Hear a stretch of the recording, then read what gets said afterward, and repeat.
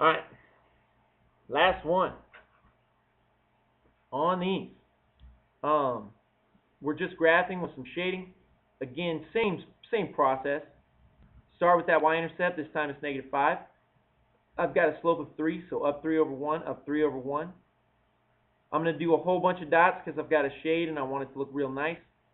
Dotted line, there's no equivalency bar, so this one's going to be dotted.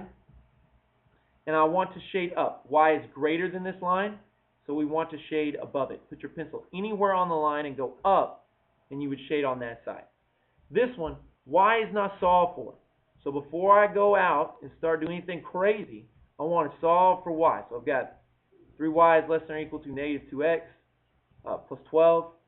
Divide that 3 off, and I've got y is less than or equal to -2 over 3x plus 4. Now I can go in there. Now I can start graphing. -2 over 3, so down 2 over 3, down 2 over 3. Again, this is not a normal graph. I'm going to have to shade it.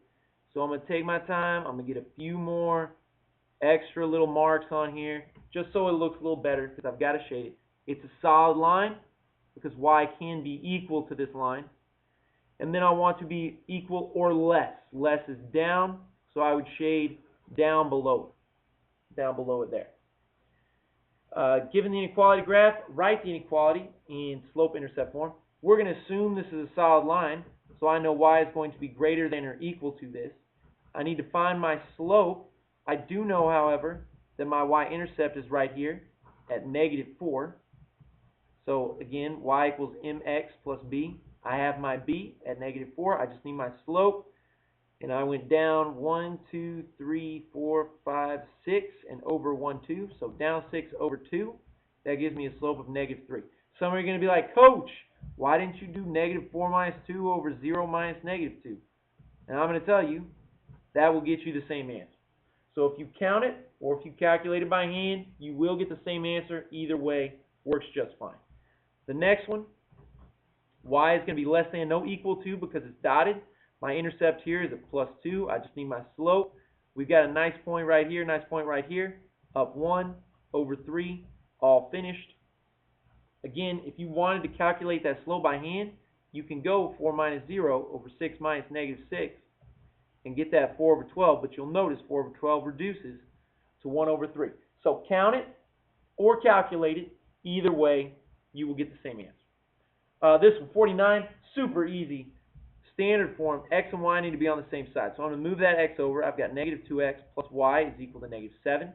I then want to pull that negative sign off the x, because x must be positive.